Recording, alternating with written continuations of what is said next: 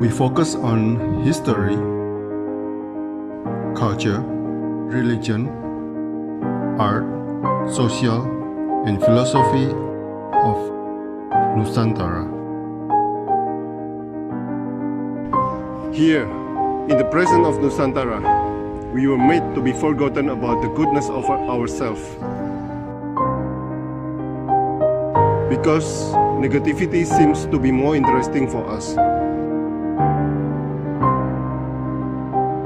Now, I'm Sutoyo Raharto and friends assist you to remind you, to awaken you that we still can find the gems of Nusantara.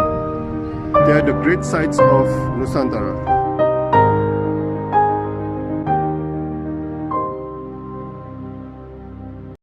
Selamat sore, Nimade Roni. Selamat sore, Bu Made nih.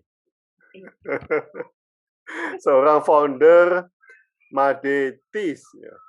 Nah, Bu, apa itu Made Teas dan sejak kapan ini ada Made Teas nih, Bu? Selamat sore teman-teman semuanya.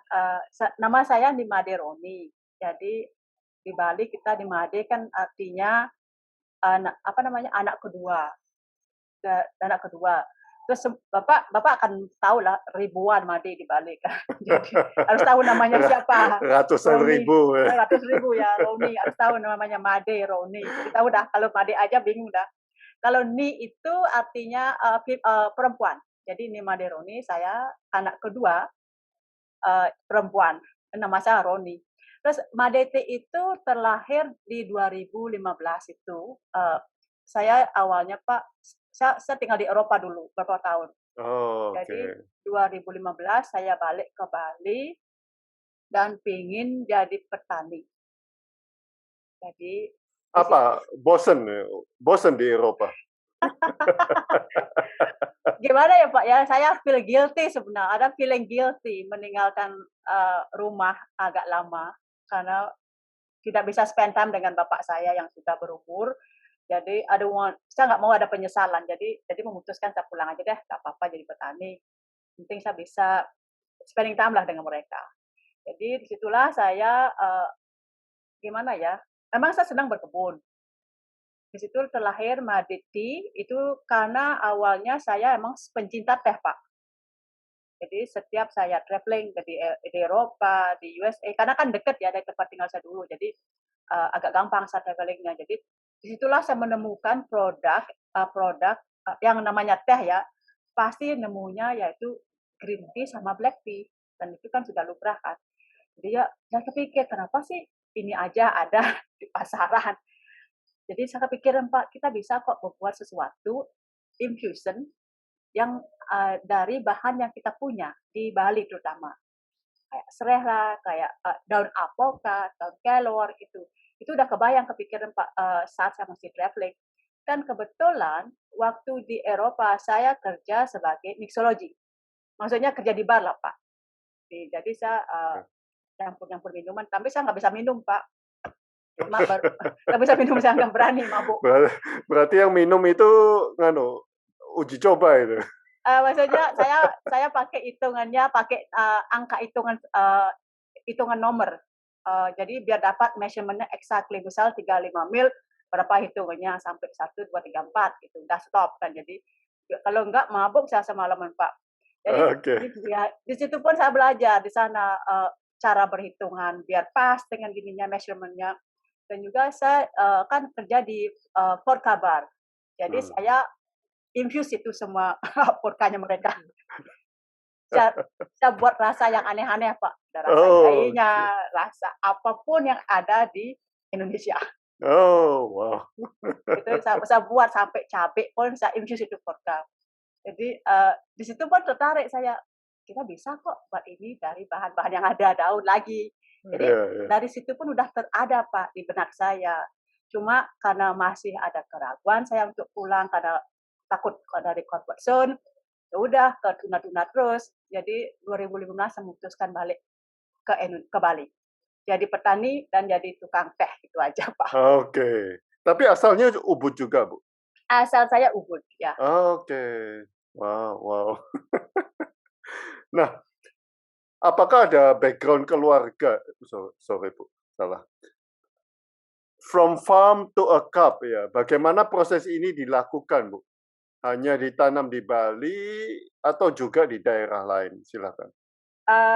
Itu konsep kita from farm to cup itu kita punya kebun, 3 kebun saat ini, masih dekat-dekat Ubud, Pak. Terus kita sewa juga yang milik tetangga dan kita juga kolaborasi dengan petani yang di Bali. Itu di Batu Riti, Pak, itu sekitar 2 hektaran. Jadi kita kerjasama dengan dia. Jadi maksudnya ini dia akan menanam apa yang kita perlukan untuk produksi kita, tetapi sesuai dengan standar kita. Oh, Dalam arti, ya, walaupun jumlah sedikit Bu. saya sih kita punya 10 petani saat ini di sana yang kita ajak kerjasama. Jadi dalam artian tidak boleh memakai pestisida di kebunnya dia dan totally free dari pestisida karena kita akan mengacu organik tahun depan untuk sertifikasinya. Jadi itulah syaratnya kalau mau gabung dengan kita petaninya. Jadi kita welcome semua petani, cuma kita harus seleksi dulu Pak. Petaninya di mana? Apakah dia dekat sawah atau masih di pertegalan begitu? Karena kadang-kadang kita kan masih memakai pupuk kimia di persawahan. Jadi saya sedikit consider yang itu. Bukannya menolak tidak, kita bisa perbaiki itu, cuma perlu waktu. Jadi disitulah standar kita Pak dengan para petani. Mereka accept dengan apa yang kita perlukan karena kita kan ekspor produknya Pak ke Eropa. Jadi saya dituntut oleh klien saya kalau mau natural ya natural, jangan ada pestisidanya. Takutnya kan dites lagi di sana Pak. Kan ya, gimana malu kita jadinya. Apalagi membawa nama Indonesia. Oh, sudah ekspor berarti Bu. Sudah Pak, tapi dalam skala kecil sih Pak, tapi reguler. Oh, oke. Sampai berapa kilo Bu sekali kirim? Uh, Terbesar tahun lalu kita kirimnya berapa ya? 500 kilo ya Pak ya? 500 Oh, kilo sih. cukup banyak. Itu ke Slovakia, Eastern Europe. Yang ke Paris itu per 2 bulan itu paling 100-150 kilo. Nggak banyak-banyak Pak, nggak sampai per ton-ton, karena kita kan barang kita ringan Pak, sangat ringan. Iya, Jadi iya. kita sesuai kapasitas kita aja Pak, 100-500 kilo per bulan kita bisa produksi itu. Nah, jenis teh apa saja yang ditanam dan diproduksi ini Bu? Nah, ini lagi Pak, kita tidak menanam teh di Bali. Pertama karena kita tidak bisa menanam pohon teh seperti yang ada di Bandung atau di Selawi, tidak. Yang kita sebut teh di sini itu infusion Pak. Itu kita tanamnya kayak serai, kita tanam di sini, kelor, daun mint, bunga teleng. Jadi bahan-bahan itu pun kita kombinasikan. Jadilah botanical infusion. Tapi ada beberapa produk, salah satunya detox tea. Itu saya memakai green tea, cuma saya tidak tanam di sini. Saya beli dari salah satu perkebunan di Jawa Timur. Jadi itu supplier kami. Dan black tea juga. Jadi cuma 2 item aja yang memakai teh, yang pure teh ya, detox tea sama black chai tea. Yang lainnya itu pure campuran bahan-bahan tanaman kayak pegagan salah satunya juga masuk. Kita punya banyak pegagan di sini Pak. Kita kombinasikan untuk rasa, untuk warna, untuk menjadi sebuah produk inovasi atau infusion. Oke, Ya. oke.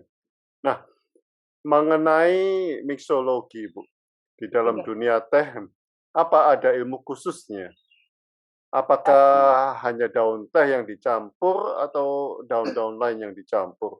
Ya, mungkin ilmunya dulu ini Bu. Nggak tahu ya Pak, saya ini saya orangnya rada-rada mana ya, sedikit adventure dengan tanaman. Jadi saya sih punya prinsip ya, karena dari kecil kita kan petani ya Pak ya, jadi apapun yang hidup saya itu bisa dimakan gitu sih pikirannya. Tapi semakin besar, semakin dewasa kita, semakin dengan perkembangan dunia, jadi kita teknologi, jadi banyak belajar di sana. Dan juga saya belajar untuk memblended teh ini di India Pak, tahun 2013 ya. Saya ke India Oh, itu selama 2 minggu ya. Di sana saya belajar untuk mencampur black chai tea-nya teh yang dicampur dengan rempah-rempah yang memang ada di Indonesia kayak kapulaga, cengkeh, itu Pak. Jadi saya mengadaptasikan biar masuk di lidahnya Indonesia. Kalau lidahnya India terlalu keras dia rempahnya. Jadi saya modifikasi sedikit dengan tambahan pandan yang seperti itu Pak. Di situ pertama. Yang kedua, saya juga belajar juga sih dari herbalis juga sih pas waktu di Eropa dan juga dibantu sama teman-teman yang herbalis juga di Bali dan dokter juga untuk menggabungkan bukan untuk mengetes saja sih apakah ini tidak beracun atau tidak seperti itu Pak. Dan saya memang suka nyampur-nyampur dan suka di dapur juga. Dari situ juga. Ayurveda, Bu? Iya, kayak Ayurveda ada juga. Kita juga buat teh yang seperti itu, Pak. Oke. Nah, saya masih ingat, Bu, waktu salah satu profesor saya mengatakan kalau di Sri Lanka pengobatan Ayurveda untuk mental, ya, itu diberi minum teh dulu sebelum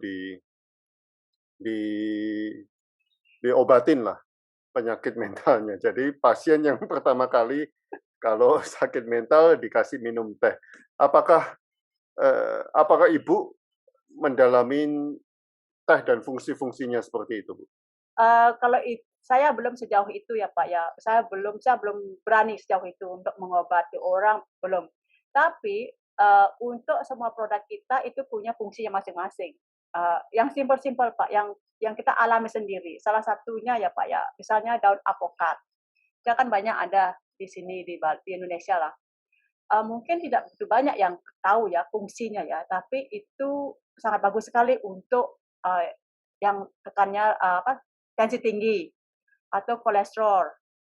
Saya tahu itu karena pengalaman di keluarga juga dan juga saya ngecek juga dengan kedokteran. Itu memang bagus sekali Pak. Itu salah satu contoh ya Pak ya.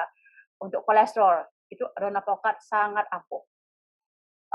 Jadi dibilang healing, saya nggak berani dibilang healer karena saya bukan healer. Tapi saya suka menggabungkan dengan apa yang ada di depan mata saya sendiri. Mixer. Mixer ya. Jadi saya lihat dulu di depan mata saya apa yang ada di kebun saya. Oke, ini yang perlu saya develop. Di samping punya hobi juga, otak-atik tanaman, dan saya haruskan untuk menghasilkan uang juga. Kan saya nggak bisa dong hidup untuk bayar bill lah. Jadi saya nggak mau naik Pak. Jadi saya harus berbuat sesuatu juga untuk penghasil saya juga sendiri.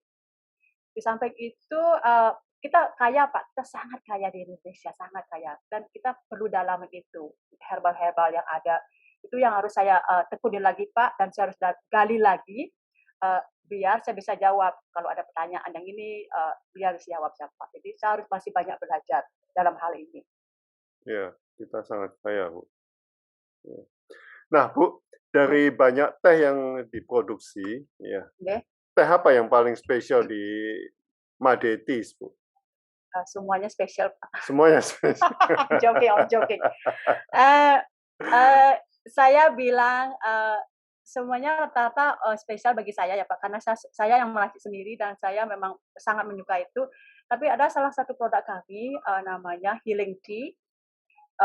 Itu sepertinya membawa taksu Pak bagi kami sendiri karena dengan healing saya merasakan sendiri Pak taksunya itu si Healing Tea itu karena selalu dia yang mendapatkan award kayak tahun 2019 dia dapat award di Singapura. Terus kemarin 2020 dia juga mendapatkan award di Paris. Jadi dan juga itu penjual yang paling bagus dan memang bisa membantu melancarkan batuk kering untuk anak-anak terutama karena kan saya punya ponakan banyak. Jadi mereka saya cekokin dengan Healing Tea Pak untuk biar lancar gininya batuknya itu. Jadi tidur juga nyaman dia dan memang membantu ya Pak ya. Terus terang saya bukan dokter, saya bukan healer, which is helping. Ya, apalagi yang merokok ya Pak ya itu sangat bagus sekali untuk melancarkan di paru-paru. Nah, kita sebut Healing Tea. Jadi saya senang sekali dengan nama Healing Tea-nya. Dan satu lagi Pak, produk kita namanya Blue Calming Tea itu bahannya dari bunga teleng. Bapak tahu kan bunga teleng kan rasanya nggak ada apa-apa kan, sangat plain banget. tapi kita gabungkan dengan rasa yang lain, yang ada rasanya kayak jahe, kayak pandan, kayak sereh, itu yang membalancekan di samping memberi warna yang cantik. Dan itu kemarin juga September kemarin juga menang award di Paris dari Gourmet 2021. Tapi sayangnya bukan memakai brand kita, memakai brandnya si klien kita, buyer kita. But it's okay, karena kita yang produce dan mereka juga nggak bisa kemana-mana kan. Jadi sudah permanen kontrak jadinya gitu, Pak. Oh, Ya. wow.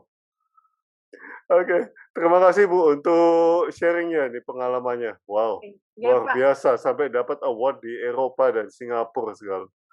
Iya, terima kasih banyak loh Pak. Waktunya maaf sekali saya Ya. agak telat ngisi info Bapak karena ada hal kesibukan yang tidak bisa saya tunda. Ya, kita harus jumpa di Ubud, Bu. Iya, siap Pak, siap. Ya, Iya, terima sampai jumpa, kasih Bu. Pak. Matur Terima kasih semua. semua.